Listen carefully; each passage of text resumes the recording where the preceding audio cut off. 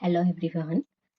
हमने जो class 12th accountancy chapter 6 dissolution of a partnership firm हमने जो स्टार्ट किया है, उसी चैप्टर का आगे का हम क्वेश्चन देखेंगे कि हमने देखा कि जब पार्टनरशिप में डिसोल्यूशन होता है, पार्टनर जब क्या करते हैं, फर्म को क्लोज करते हैं, तब फर्म के जितने भी एसेट्स एंड लायबिलिटीज होती हैं उनका किस तरीके से ट्रीटमेंट किया जाता है। तो यहाँ पर हमने देखा कि फर्म के जितने भी लायबिलिटी एंड एसेट्स होते हैं उनको रियलाइज किया जाता है।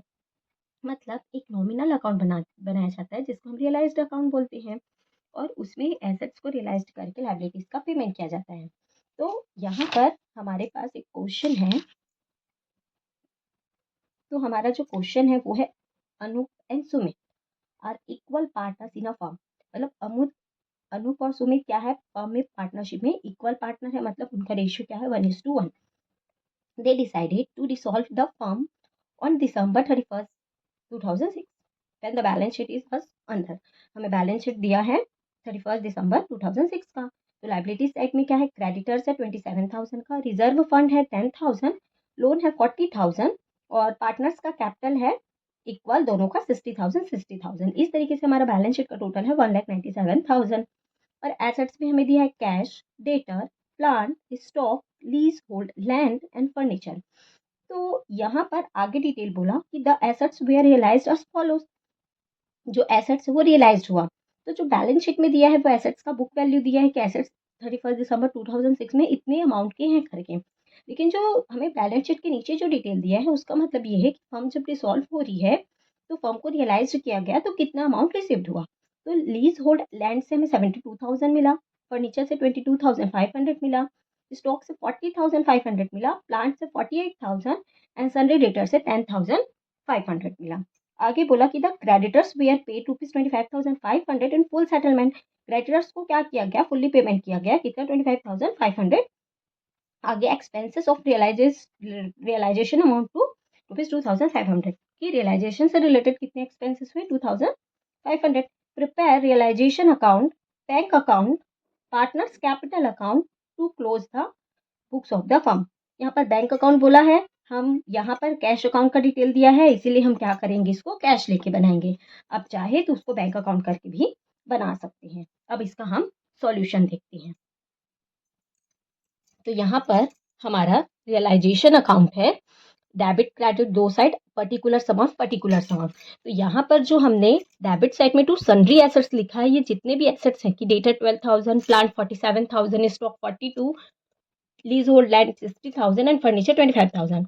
तो टोटल जो 1,86,000 रुपए दिख रहा है वो बैलेंस शीट के एसेट साइड का है। कैश को इसलिए नहीं लिया गया है क्योंकि रियलाइजेशन अकाउंट में एसेट्स एंड लायबिलिटीज को लिया जाता है, ना कि पार्टनर्स का कैपिटल, रिजर्व, कैश, बैंक के अमाउंट को।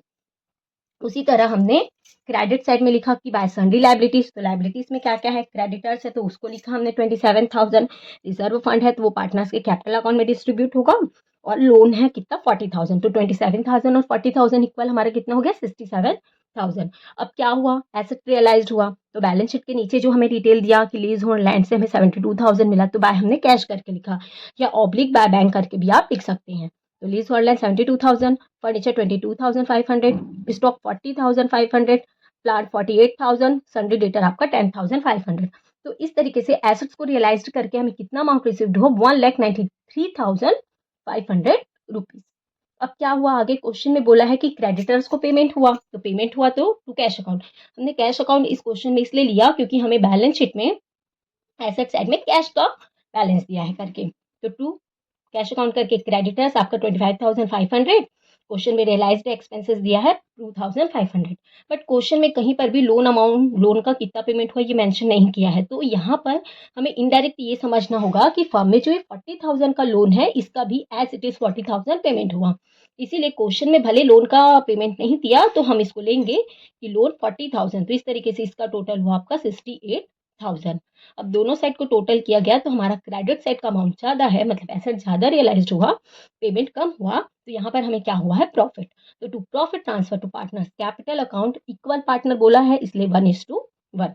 तो बैलेंस किए तो हमारा प्रॉफिट कितना है, 6,500। तो दोनों को इक्वल डिस्ट्रीब्यूट हुआ तो 3,250, 3,250, तो टोटल आपका 2,60,500, 2,60,500। तो इस तरीके से हम एक रियलाइजेशन अकाउंट बनाते हैं।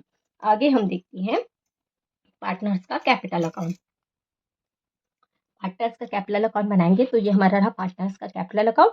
Debit credit side, particulars Amit और सुमित, पर्टिकुलर्स अनूप और सुमित, सॉरी अनूप है हमारा। तो यहाँ पर उनका बैलेंस दिया है कैपिटल का, तो बाय बैलेंस ब्रॉट डाउन लिखे 60,000 एंड 60,000। क्वेश्चन में रिजर्व फंड बोला है तो वो लिख लिया हमने कि बाय जनरल रिजर्व भी लिख सकते हैं एंड रिजर्व फंड भी लिख सकते हैं। तो यहाँ पे जनरल रिजर्व या रिजर्व फंड हमारा कितना है 10,000 है, तो दोनों को इक्वल डिस्ट्रीब्यूट है तो 5,000 एंड 5,000। और क्वेश्चन में और कोई भी एसेट्स टेकन ओवर या लाइबिलिटीज पेमेंट नहीं दिया है। तो एज इट हमने रियलाइजेशन अकाउंट का जो प्रॉफिट हुआ 6,500 तो इक्वल डिस्ट्रीब्यूट किए थे 3,250, तो वो यहाँ पर ट्रांसफर हो जाएगा कि बाय रियलाइजेशन अकाउंट का प्रॉफिट 3,250 3,250।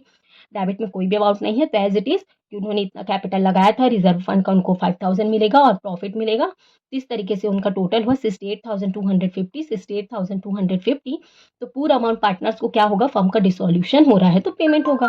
तो टू कैश अकाउंट करके कितना हो जाएगा 68,250 68,250। तो इस तरीके से ये हमारा पार्टनर्स का कैपिटल अकाउंट कंप्लीट हुआ। अब हम देखते हैं कैश अकाउंट। अब हम बनाएंगे पार्टनर्स का कैपिटल अकाउंट बन गया तो कैश अकाउंट बनाएंगे। यहाँ पर कैश अकाउंट बनाएंगे तो डेबिट क्रेडिट है, पर्टिकुलर्स अमाउंट। तो बैलेंस शीट में हमें कैश का बैलेंस दिया तो टू बैलेंस ब्रॉट डाउन आपका 11,000 आ गया। अब एसेट से जितना अमाउंट रियलाइज हुआ उसको हमने रियलाइजेशन अकाउंट के क्रेडिट में लिखा था तो इसमें डेबिट में लिखेंगे। तो टू रियलाइजेशन अकाउंट से एसेट्स का रियलाइज लाए तो पूरा एसेट जितना रियलाइज हुआ उसको क्रेडिट में लिखेंगे।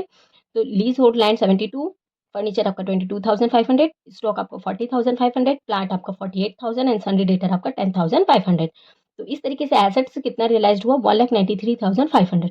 मतलब हमारे पास कैश था 11,000 और एसेट्स को रियलाइज करने से कितना मिला 1,93,500। तो टोटल अपने पास कैश कितना आया 2,04,500। तो इसका पेमेंट क्या हुआ, हमने बाय रियलाइजेशन अकाउंट में पेमेंट किया था किसको, क्रेडिटर्स को, रियलाइजेशन एक्सपेंसेस एंड लोन। तो तीनों का जब पेमेंट किया तो कितना हुआ 68,000। और लास्ट में जो बैलेंस अमाउंट बचा वो किसको पेमेंट हुआ कि bye partners capital account, partners को पेमेंट हुआ अनूप और सुमित। तो 68,250 68,250। तो टोटल पार्टनर्स को कितना पेमेंट हुआ 1,36,500। तो यहाँ पर दोनों का कैश अकाउंट का टोटल इक्वल आने का मतलब ये हुआ कि फर्म में जितना भी कैश था और रियलाइज करने से जितना अमाउंट आया तो जो 2,04,500 है उसका फुल्ली क्या हुआ पेमेंट हुआ कि लाइबिलिटीज का पेमेंट किया और लास्ट में जो अमाउंट बचा वो पार्टनर्स को उनको पेमेंट किया गया। इस तरीके से जब फर्म में पार्टनर्स डिसॉल्व करते हैं फर्म को तो इस तरीके से हम प्रैक्टिकल क्वेश्चन को सॉल्व करते हैं।